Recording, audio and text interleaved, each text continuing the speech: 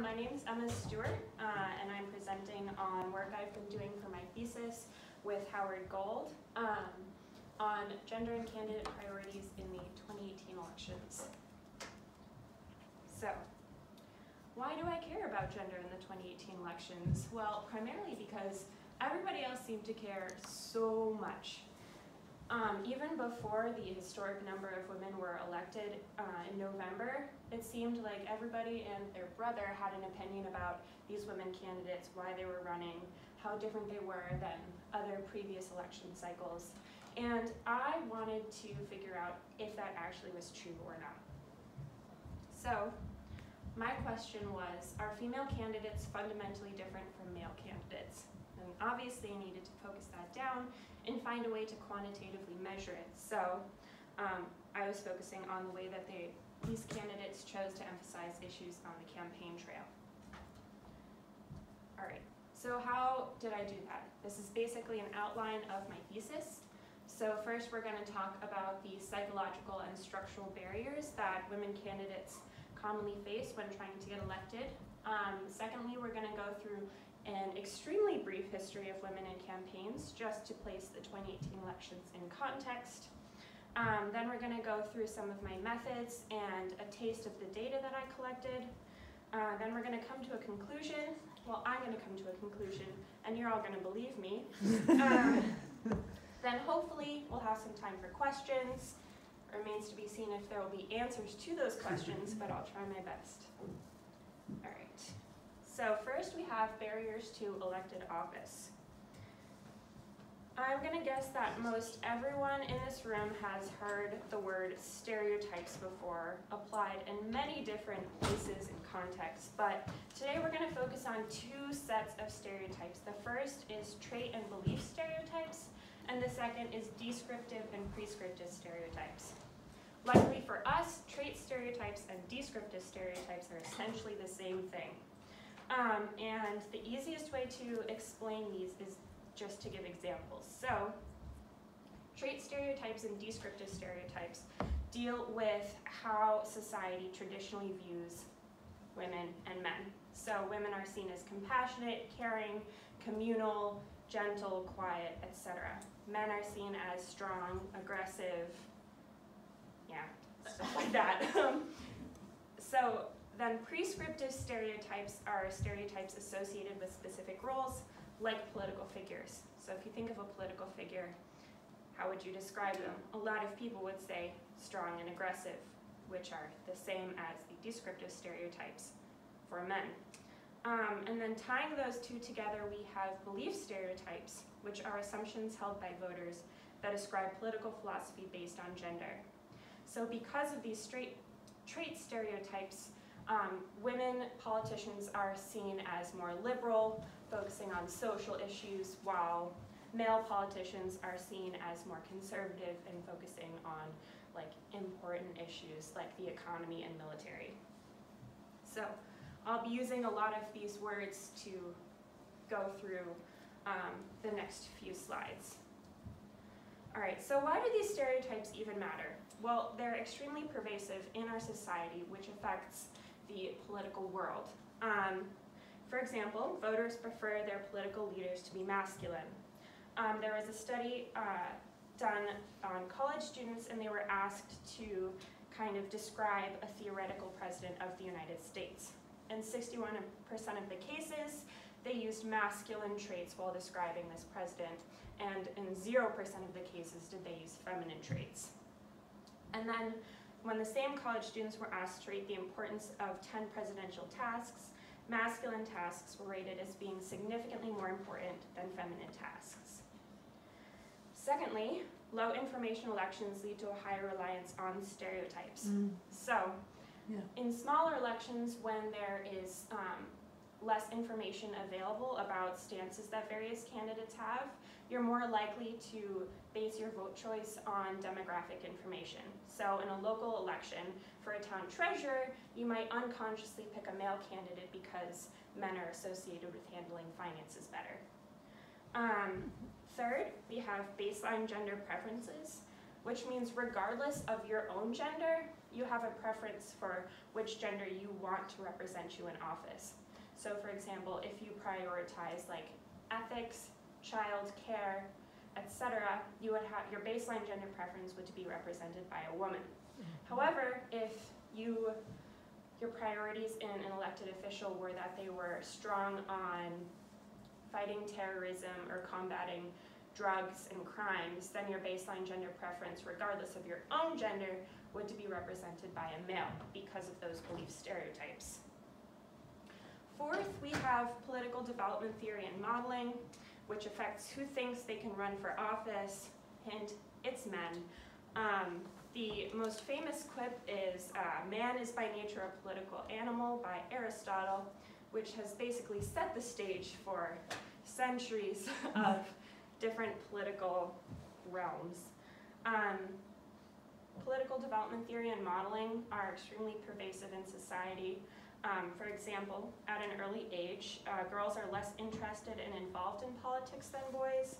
Boys are more likely to admire public figures. Both boys and girls prefer to go to their father as a source of political advice, and boys are more interested in national news.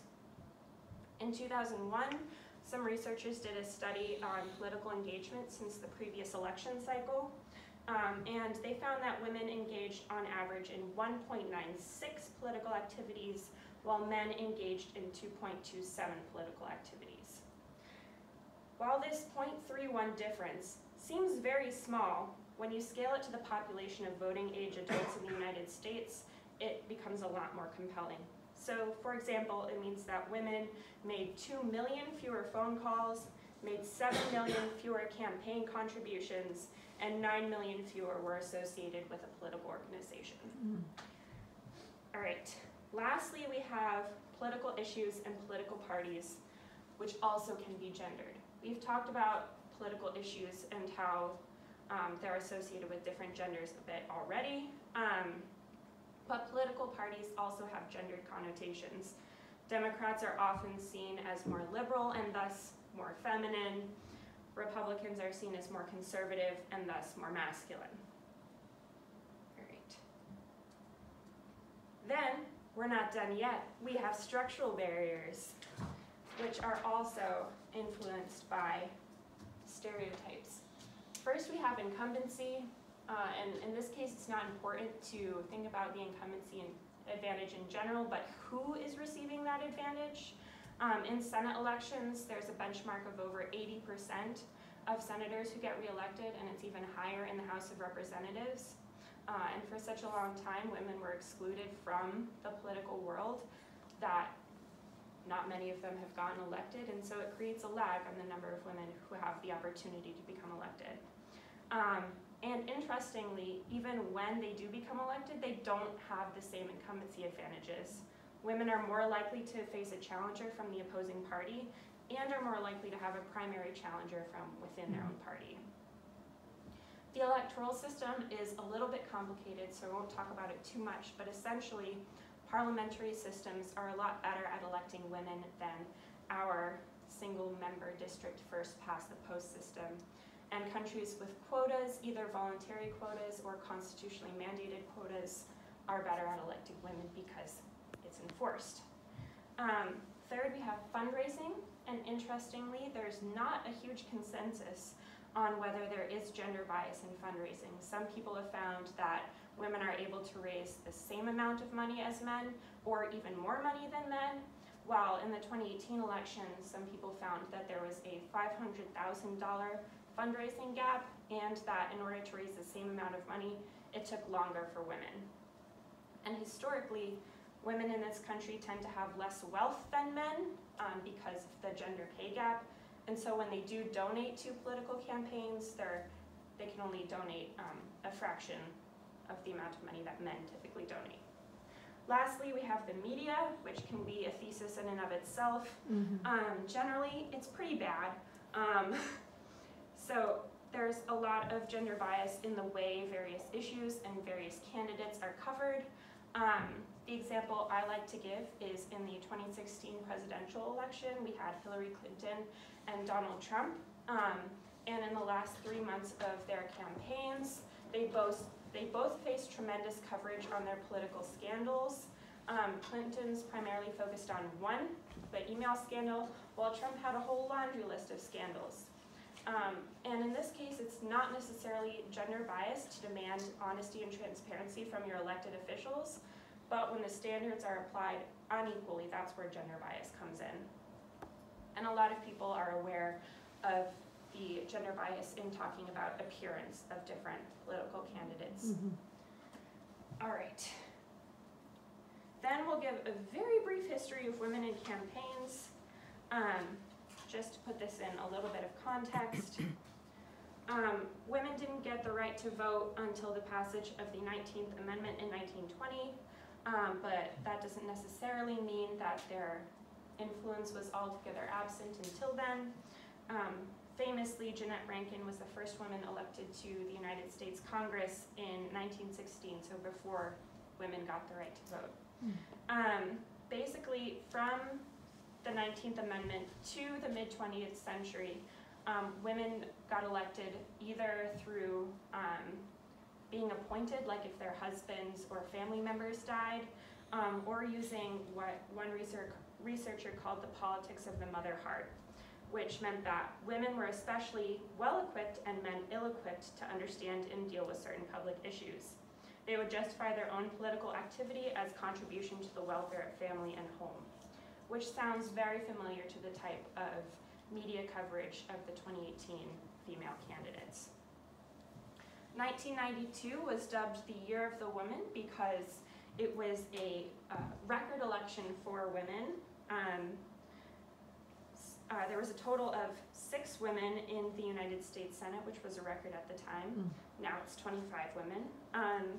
And in the House of Representatives, the total went from 28 to 47, which was a huge leap. And it followed a turbulent campaign season in which Bill Clinton had his Monica Lewinsky scandal, and there was also the confirmation of Clarence Thomas to the Supreme Court after allegations of sexual assault. After the Year of the Woman, the dominating narrative for female candidates kind of switched. So instead of using politics of the mother heart and kind of advocating for the inclusion based on difference, they started saying, no, actually, I'm exactly the same as a man. I can be aggressive and domineering and strong. I'm just the same as them. For example, in 2008, Hillary Clinton was described as having testicular fortitude, which was a compliment at the time, just to kind of give an example of how that went down. So what happened in 2018? It was, as I hope all of you know, a record year for women. There are now 102 women serving in the 116th Congress. Again, we have 25 women in the Senate, and this 116th Congress has the first Muslim women, the first Native American women, the youngest woman to ever be elected to the House, and 3 women who were each the first to serve their state in the Senate, which is fabulous, but also so sad if you think about it too much. So, here's my data and methodology. I had 2 hypotheses. The first was that female candidates focus on traditionally feminine issues. The second was that female candidates focus on traditionally masculine issues.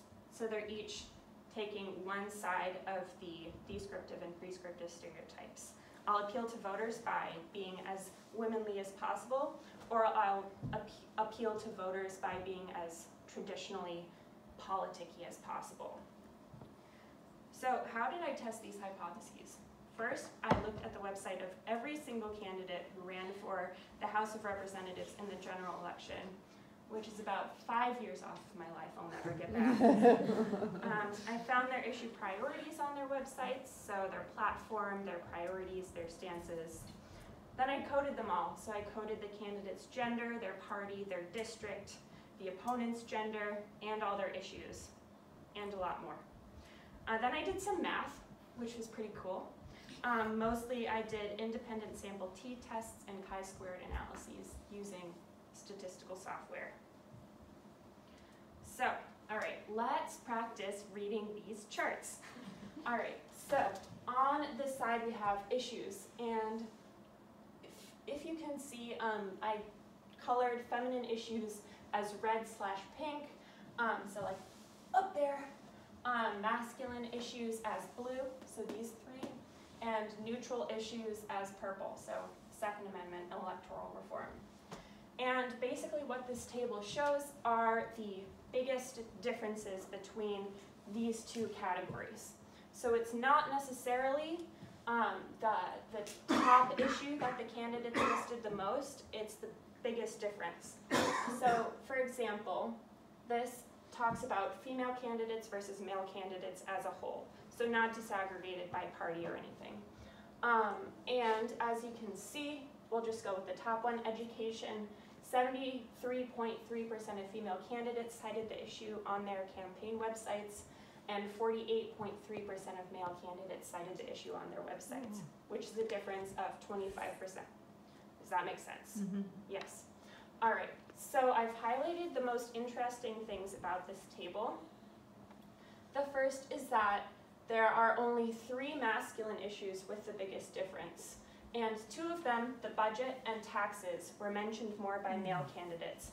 And only 1, the economy, was mentioned more by female candidates. All of the other issues were mentioned more by female candidates. And all of these are statistically significant, which is what the little asterisks mean. All right. Then we have an analysis based on party. So again, it's talking about the biggest differences. So the most interesting thing here is that the hypothesis about how political parties are gendered really holds up. As you can see, there are 3 masculine issues again: budget, taxes, and the military, and all 3 of those were mentioned more by Republican candidates as opposed to Democratic candidates. All of the other issues, whether they were feminine or neutral, were mentioned more by Democratic candidates. And these are all extremely significant, which is fun. Mm-hmm. Look at the environment. Huh? Now I've disaggregated the data by party, so controlling for that significant influence.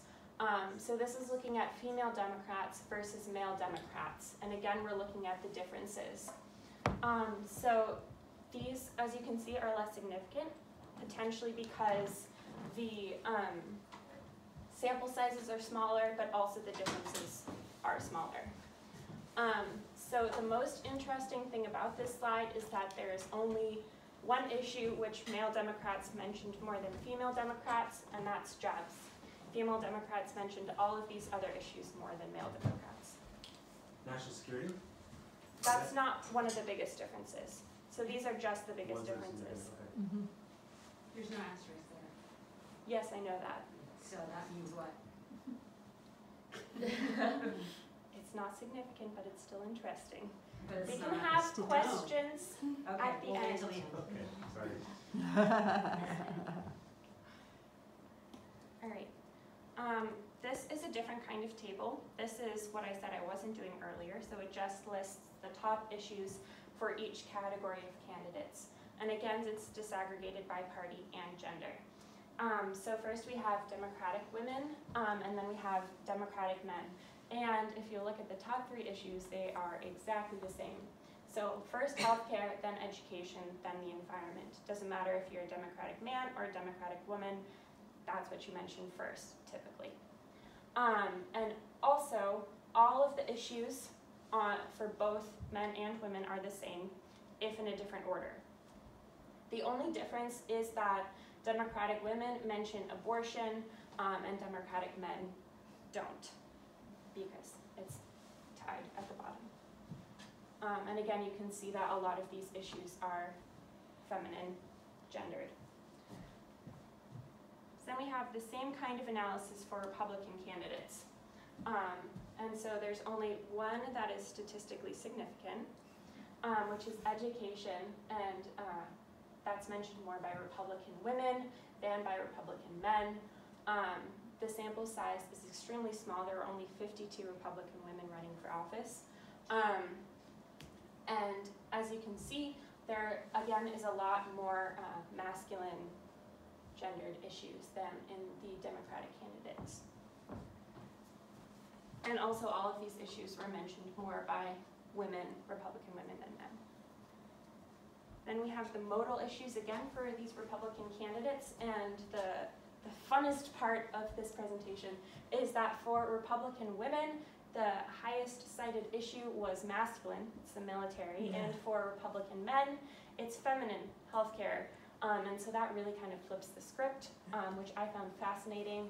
And just like Democratic candidates, these issues are exactly the same, but in a different order.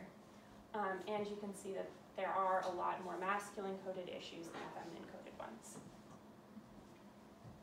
So, in my thesis, I have many more tables. But for now, we'll talk about the conclusion I came to. So we'll review the two hypotheses. So female candidates will emphasize traditionally masculine issues in order to appeal to the prescriptive stereotype of what a political leader should be, or female candidates will emphasize traditionally feminine issues in order to appeal to the descriptive stereotypes of what a woman should be. The answer is neither. This is where the backwards in the high heels hypothesis comes in, as mentioned by Ginger Rogers, who said she had to do everything a man did, but backwards and in high heels. So, women candidates don't really consider there to be a choice between acting more feminine or acting more masculine. They feel that they are expected to be kind of competent on both. So they have to be able to talk about masculine issues like the economy and the military, but they also are expected to be experts on women's issues like healthcare and education. Whereas men don't really have to do that. In all of the different tables, we saw that women mentioned a lot more issues than male candidates in order to kind of be able to fulfill a more holistic approach. So that's my conclusion. And now we'll have some time for questions.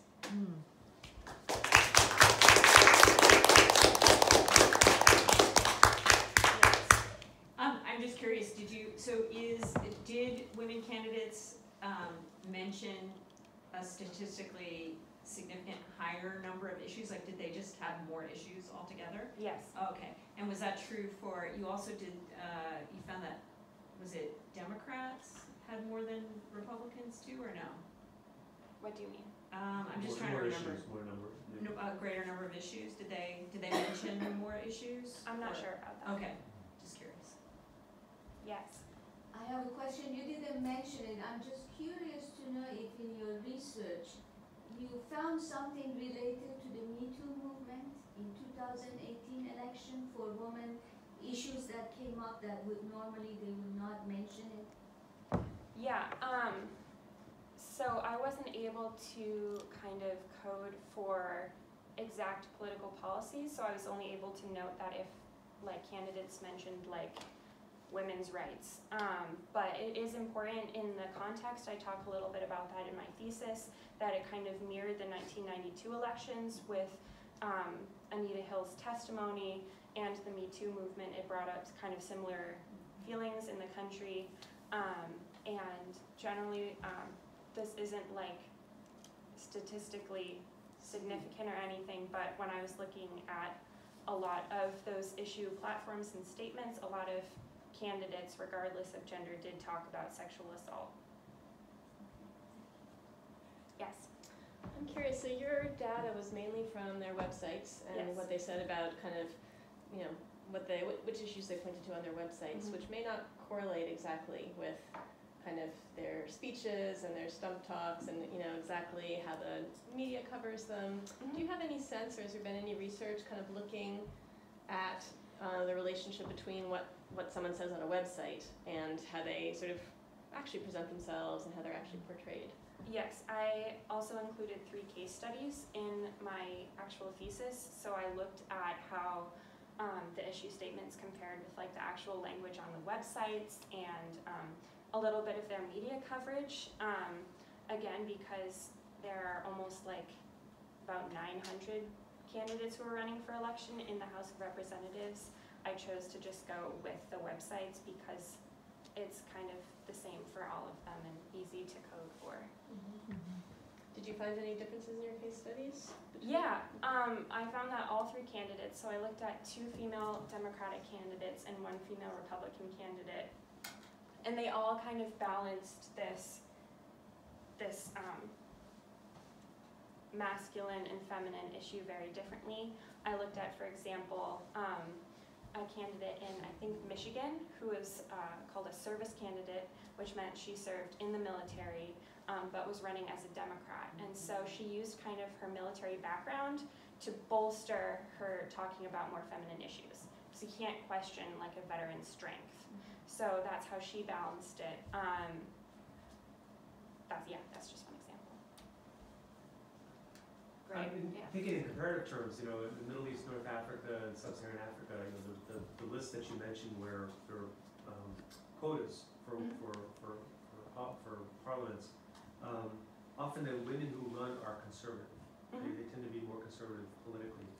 I wonder, sort of, just kind of going off this question about the websites, do you have a sense that women moderated that as, before running for office, they thought about running for office and they were more inclined toward a certain set of issues, but then they know pragmatically as they run for office they had to be more moderate and couch their political views in various ways in order to be acceptable to the electorate?